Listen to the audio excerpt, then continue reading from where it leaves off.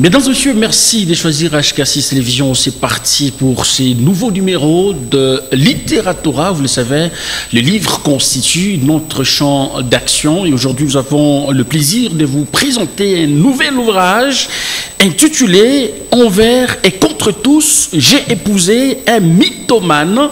L'auteur est avec moi sur ces plateaux. Il s'agit de Jérémy Madiela Bénin, à qui nous disons bonjour et bienvenue dans ces cadres de Littératura.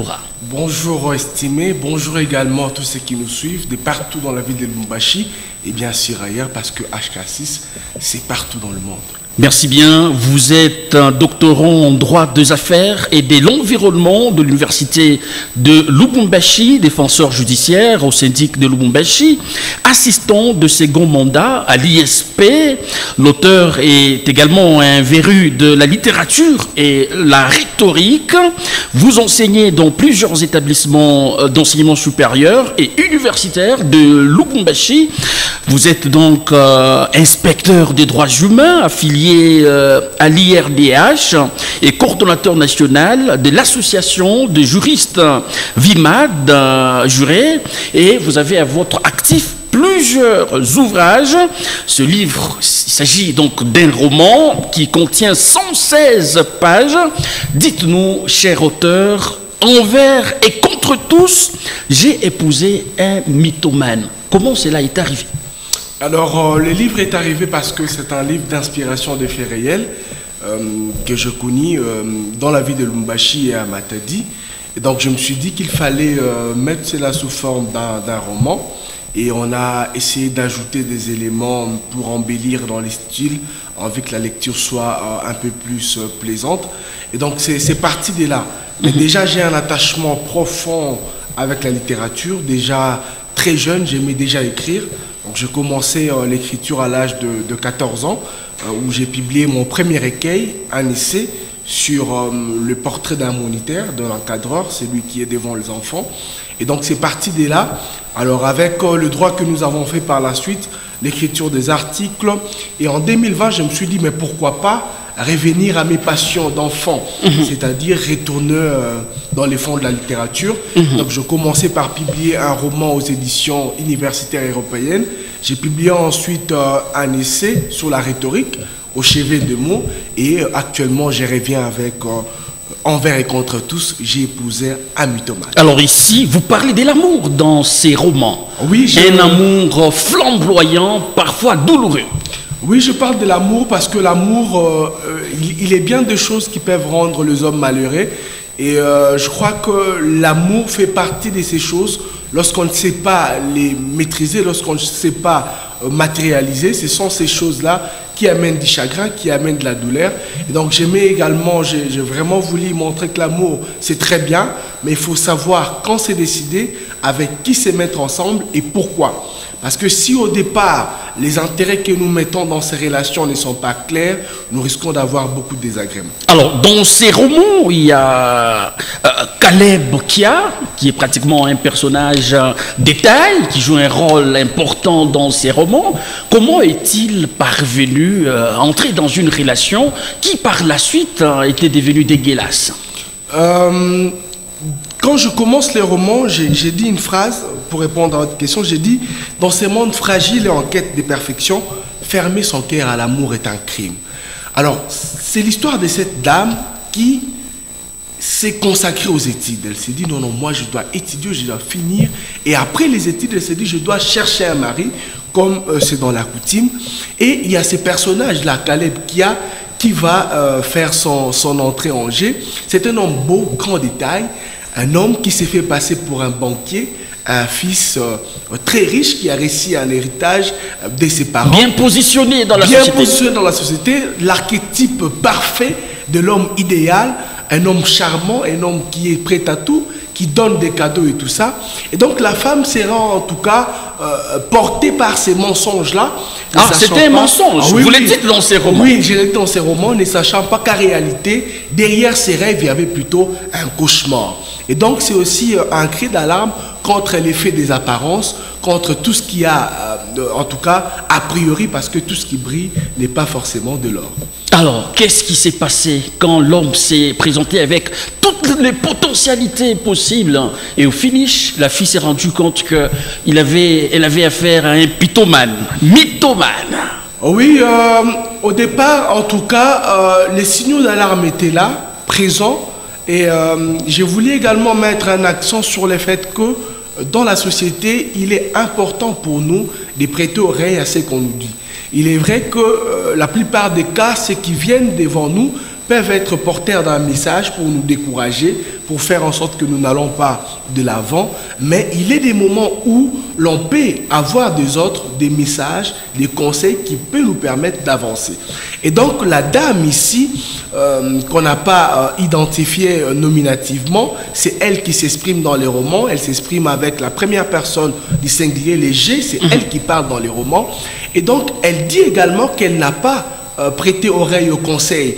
Quand on lui disait par exemple qu'attention, cet homme-là vient rarement, cet homme ne t'amène pas voir tous les membres de la famille, cet homme a des choses qu'il cache, et la femme se disait non, il y a des éléments à tirer profit, il y a de l'argent, il y a tout ça. Et donc cet amour un peu intéressé au point d'Ilicre a amené la femme à fermer les yeux sur tout ce qui était à côté, tout ce qui l'aurait pu amener à comprendre que l'homme n'était pas le prototype idéal. Et donc à la fin, après 5 ans, elle va découvrir ensuite que l'homme n'était qu'une caricature, une posture inavouée d'un mensonge. Il était tous les contraires de tout ce qui sortait de sa bouche. Tous les contraires, en tout cas, il n'y avait pas de vérité en lui. Je dirais même qu'il était le contraire de la vérité. Et donc, dans ces romans, il y a aussi ce côté-là où je vais un peu aller titiller la question de la vérité pour dire que ce qui apparaît n'est pas forcément la vérité. Donc, il faut aller fouiller la vérité dans les recoins, là où elle se cache, là où on n'a pas la possibilité. Alors, dans votre roman, vous dites que l'amour, c'est aussi le chagrin. Oui, on dirait c'est tantôt plutôt. L'amour, c'est aussi le chagrin lorsqu'on ne sait pas dès le départ définir le contour et le pourtour de l'amour. Et c'est ce que je mets en valeur. Quand on suit, par exemple, l'histoire de cette dame, on voit déjà que ses parents ont connu des bévues dans leur enfance. Son père, par exemple, était dans un foyer où sa mère était battue, violentée. Donc j'ai voulu également faire ressortir cette casquette-là juridique pour montrer aussi qu'il y a des violences conjugales qui sont faites aujourd'hui aux femmes et qu'il faut faire un cri d'alarme par rapport à cela, mettre en valeur ces violences conjugales. Et donc son père avait déjà de l'expérience parce que les pères de l'héroïne qui parlent dans le roman avaient connu des violences faites à sa mère. Et donc, il a pu, en tant que père, apporter quelques conseils à sa fille. Sa mère également avait connu les mariages forcés quand elle était jeune. Et donc, sa mère a également porté conseil à la fille. Donc, il y a aussi ces éléments que j'ai voulu mettre en valeur pour démontrer. Mais on a vu que l'amour, c'est quelque chose de bien. Donc, je ne suis pas quelqu'un qui... Est-ce qu'il n'y a que du bien dans l'amour? Non, en fait, je n'ai pas vraiment voulu montrer une image peu élogieuse de l'amour. L'amour, c'est bien. Mais ce que je voulais mettre en valeur, c'est qu'il faudrait circonscrire les cadres, le fondement de base. Parce que ce qui est bien, ce qu'on aime, peut conduire à ce qui est mal et à ce qui cause du chagrin. Cher auteur, dites-nous, vous vous êtes inspiré de votre propre histoire ou d'un proche? Alors, c'est la question qui me revient. On me dit, mais attention, est-ce que ce n'est pas votre histoire? Déjà que je suis célibataire, je ne suis pas marié. Et à quelques égards, quelqu'un m'a demandé, mais vous mariez, pourquoi vous parlez du mariage et de l'amour? Est-ce que vous en avez réussi l'expérience personnellement? Dans l'archétype scientifique, il y a toujours un élément d'observation qui est très important. Et le romancier, lorsqu'il écrit, il y a ce vent-là qui l'insuffle, c'est l'observation. Nous nous inspirons des faits réels, des faits qui nous entourent, des faits qu'on vécu, de personnes qui nous sont très proches, mais également nous nous inspirons de ce que nous vivons. Par exemple, dans le roman, vous allez voir qu'on a qu'on a décrit Lubumbashi. J'ai parlé de la poste, etc. On a décrit par exemple Kinshasa, l'aéroport d'Enjili, la gare centrale, etc. Gombe. On a décrit Matadi, Mwanda. Donc la part personnelle de l'écrivain, de moi le romancier, c'est aussi cette connaissance cosmopolite autour des villes, de nos cultures, etc., que j'ai voulu insuffler. Mais sur la substance même, je vous ai dit au départ que ce sont des faits réels qui ont été rapportés par une dame qui l'a vécu réellement et qui nous a fait part. Et vous avez jugé bon de l'adapter dans les buts de faire véhiculer le message. Véhiculer les messages, voilà, être en tout cas une voix qui va crier, mais aussi faire passer ces messages juridiques sur le côté lié aux violences sexuelles, lié aux violences conjugales que connaissent les femmes, lié au mariage forcé, mais aussi aux inégalités des genres. Parce qu'il y a un refrain où je démontre dans le roman que lorsque par exemple un papa a en face de lui un enfant homme et un enfant fille, on a la facilité de pouvoir beaucoup plus donner d'importance aux garçons, à l'éduquer. Là c'est beaucoup plus une culture africaine. Voilà, une culture africaine qu'il faut aujourd'hui bannir parce qu'il y a des femmes qui ont révolutionné, il y a des femmes qui ont amené des États à une certaine sommité. Aujourd'hui, la première ministre est une femme. Et donc, il y a aussi ces côtés-là où je viens pour dire attention, les hommes naissent égaux, libres devant la loi, hommes ou femmes. Alors, devant l'amour, on suit les orientations de ceux qui ont vécu avant ou on prend ses responsabilités en main? Qu'est-ce qu'on doit faire lorsqu'on a connu un désagrément? C'est aussi la leçon que je vais donner. Personnellement, je n'ai pas toujours été au sommet de ce que je suis par rapport aux études, par rapport à la viprature, même par rapport à l'avocature. Lorsque je commençais, tout n'était pas rose. Mais qu'est-ce qu'on doit faire lorsqu'il y a une situation qui vous arrive et qui est malencontreuse? Est-ce que la femme qui par la suite a connu ces désagréments devait-elle renoncer à l'amour indéfiniment? J'ai dit non. Parce que... Pourquoi donc? C'est une lourde responsabilité qu'il faille à tout prix s'assumer, c'est cela. Oui, on ne tourne pas la page. Non, il faut tourner la page. Il faut en tout cas tirer des leçons de ce qu'on a connu. Il y a quelque part dans ces livres où je dis que les passés jettent toujours son ombre sur les présents. Et comme les passés jettera toujours son ombre sur les présents, il y aura toujours cette dualité entre les présents et les passés. Et qu'est-ce qu'il faut faire pour cheminer? Il faut tirer des leçons de ce qui a été les passés. Les passés, c'est comme des briques. Il faut choisir ce qu'on va en faire. Est-ce qu'on veut en faire des murs pour ne pas évoluer ou on veut en faire des escaliers pour aller au sommet? Et donc l'héroïne de cette histoire a choisi de tourner la page, de donner une fois de plus une chance à l'amour et l'amour lui a souri. Alors, plusieurs, vous avez dit, c'est de réalités auxquelles nous faisons face dans la société, mais la jeune fille va te dire, mais non, tes orientations datent d'antan, le monde évolue, eh bien, laissez-moi accorder la chance à qui je veux. A-t-elle tort? Non, en tout cas, d'abord, l'élément principal du roman, c'est les libres choix. La femme a la liberté de choisir. La question qui se pose, est-ce que le choix que l'on fait doit dépendre des éléments apparents? Je ne dis pas qu'il ne faut pas rechercher. La plupart d'entre nous, nous cherchons à avoir une vie aisée. Nous cherchons à garantir l'avenir à la progéniture, nos enfants. Et cette garantie passe notamment par les choix d'un homme qui est bien stable. Mais est-ce que la stabilité dépend forcément du matériel? Est-ce que la stabilité dépend forcément de ce que l'on voit apparemment? De la beauté. De la beauté. Vous semblez minimiser la beauté dans ces romans. Non, je ne minimise pas, mais je dis que le choix que l'on doit faire ne doit pas dépendre des éléments apparents, que j'appelle des éléments superflus. Il faut voir dans l'homme ce qu'il y a de mieux à offrir. Et ce que l'homme peut offrir de mieux, homme, je dis avec H majuscule, homme ou femme, c'est son fond intérieur, c'est son âme, c'est sa capacité à transcender les problèmes. Lorsqu'on veut aimer une personne, il faut l'aimer par rapport à ce qu'il est, non pas par rapport à ce qu'il a. Parce que l'être est différent de l'avoir. Lorsqu'on focalise son imagination, son fondement sur l'avoir, on fait fausse route. Il faut focaliser son imagination, il faut focaliser son désir sur l'être. Mais à un moment, ça doit marcher de pair. Oui, vous êtes, mais vous n'avez rien. Est-ce qu'il y aura une très bonne combinaison? Donc, quand on est, on aura. Mais si on a et on n'est pas, on est voué à disparaître. Dans le roman, il y a un adage où je dis, c'est lui qui vise à être et mieux. C'est lui qui vise à avoir sans être finira par disparaître. Et donc vous voyez que l'être dépend forcément de l'avoir, mais l'être doit prédominer. Il faut d'abord être avant d'avoir. Si on a et on n'est pas, on est voué à disparaître. Alors, envers et contre tous, j'ai épousé un mythomane. Dites-nous, est-ce que vous catégorisez le public cible de cette œuvre de l'esprit? Je crois que le livre est en tout cas envoyé comme une balle à tout le monde, jeunes, vieux, hommes, femmes, parce que le roman est assez philosophique. Outre le caractère juridique qu'on y trouve, j'aime bien la philosophie et il y a plusieurs pensées qui sont en tout cas parsemées de manière éparse dans le roman et qui peuvent permettre une certaine réflexion sur des questions d'actualité, des questions sur par exemple la culture. On voit que j'ai mis en valeur la culture.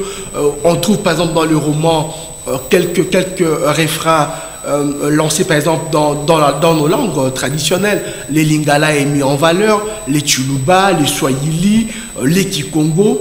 Et il y a aussi ces questions-là qui tournent autour de la culture congolaise. J'ai dit par exemple dans l'ouvrage, est-ce que pour trouver les bonheurs, il faut aller à l'étranger?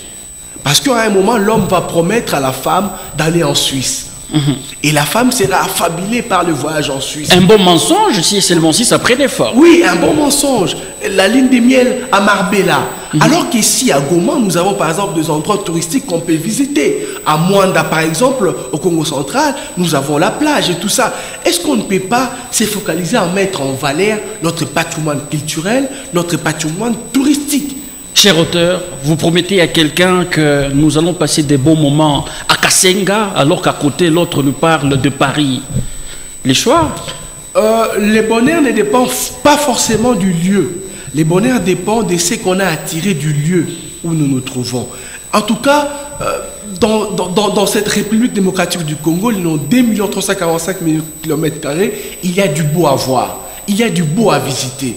Et donc, moi, j'aimerais également dire à ceux qui pensent que le bonheur est ailleurs, que l'herbe est plus verte chez les voisins, attention, on peut trouver son bonheur ici, on peut s'enrichir ici en RDC, on peut se divertir ici en RDC, et donc il n'y a qu'à chercher, il n'y a qu'à trouver.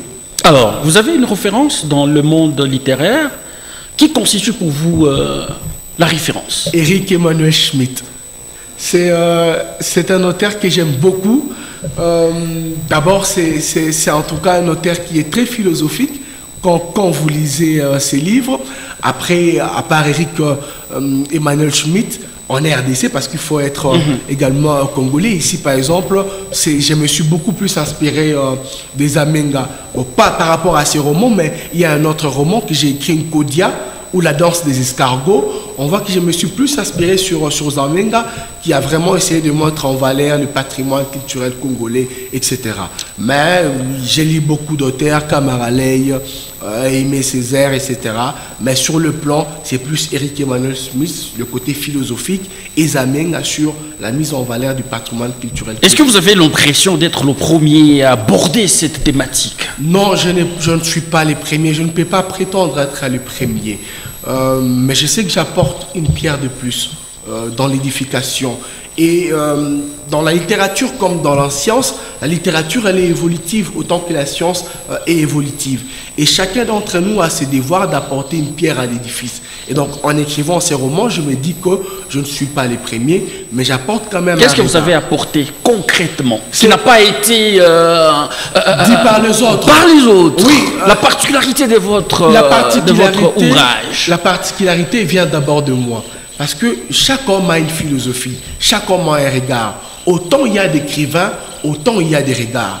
Je l'ai toujours dit pour ceux qui sont religieux, quand il y a un passage religieux, peu importe la religion, lorsqu'un homme est en train de le définir, prenons le christianisme, lorsqu'un pasteur prêche sur un même verset et qu'un autre pasteur est revenu sur un même verset, on va toujours sentir la différence parce qu'il va y mettre du sien. Et donc dans ces romans, il y a du mien dedans.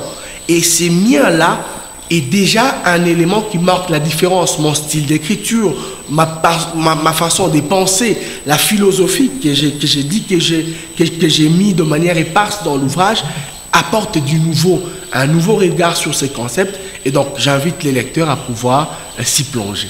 Est-ce déjà consommé ou c'est en voie d'abord de la disponibilité? Non, le roman est déjà disponible à Lubumbashi. Vous avez par exemple Mediaspool qui a déjà le roman. Les librairies Les Paulines ont déjà ces romans. Calure Édition, la maison Calure que je chéris personnellement, a déjà ces romans. Et donc, on retrouve déjà ces romans en circulation. Et les vernissages est prévu ce 13 juillet à Safina. Alors, en termes de feedback, vous enregistrez même des remarques sur les contenus de ces romans? Oui, en termes de feedback, sur notre page Facebook, Jérémy Madiela officiel, qui a été consacré à la littérature et au droit, on a beaucoup de feedback sur ce que les gens ont de l'ouvrage. Et en fait, chaque lecteur interprète l'ouvrage à sa manière. Voilà. Oui, l'ouvrage, c'est comme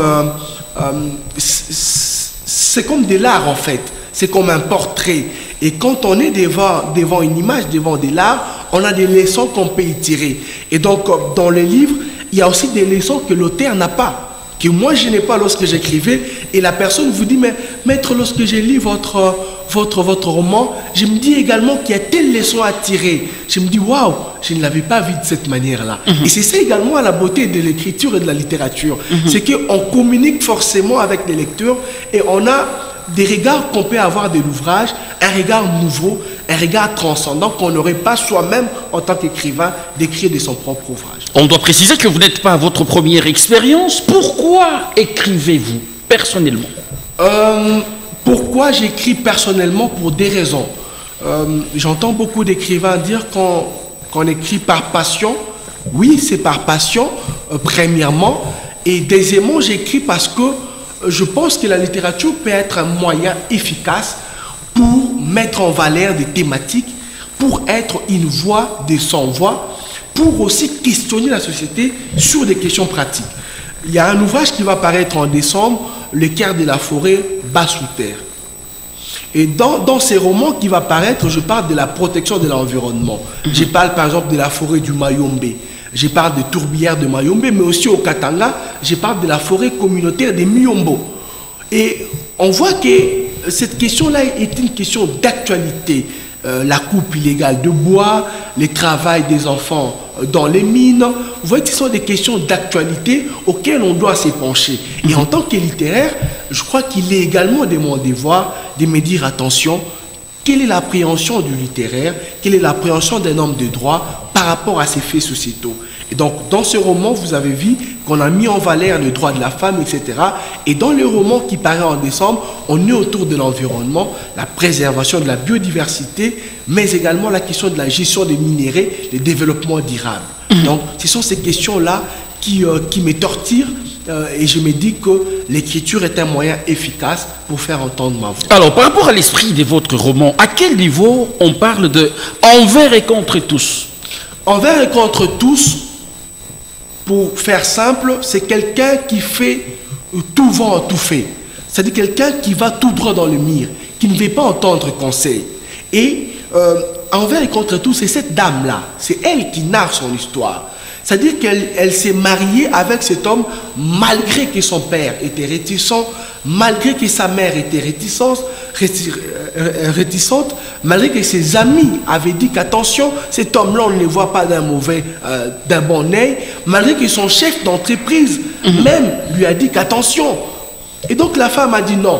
On dit que l'amour est aveugle, et je crois qu'ici, on peut ajouter que l'amour rend sourd également. Donc, aveugle et rend sourd également. Voilà. Donc, il y a cette sourdité qui vient quand on se dit, je vais l'épouser, tant mieux, c'est ma vie, j'en fais ce que je veux. Et en cas de conséquences néfastes, on recourt aux mêmes personnes. On recourt aux mêmes personnes pour se dire, papa, maman, vous aviez raison, mais ce sera trop tard. Trop tard, trop tard. Et il y a des plaies qu'on peut réparer, mais il y a des plaies qu'on n'arrivera pas à réparer. Donc, il faut éviter de prendre des décisions envers et contre tous. Votre numéro de contact pour ceux qui aimeraient être en contact direct avec votre ouvrage? Ceux qui aimeraient être en contact direct avec l'écrivain, notre mail c'est jeremymadiela@gmail.com. Et notre numéro professionnel qu'on utilise, c'est les 099 84 24 303. Donc avec ces deux contacts, nous répondons très rapidement sur mail, mais également sur ces numéros-là. Cher auteur Jérémy Madila, nous vous disons merci d'avoir répondu à notre invitation, tout en souhaitant bon vent à cette œuvre de l'esprit. C'est moi qui vous remercie. Je remercie HK6. Je remercie également tous les téléspectateurs qui nous suivent et qui sont toujours scotchés à HK6. Et je vous dis également, vous, personnellement, Monsieur Christian, merci de nous avoir reçus sur votre plateau. C'était un moment merveilleux. Merci bien. Merci à vous qui nous avez suivis à travers le monde. Nous vous retrouvons très prochainement avec la même détermination. D'ici là, portez-vous bien. Et à très vite. Merci, maître.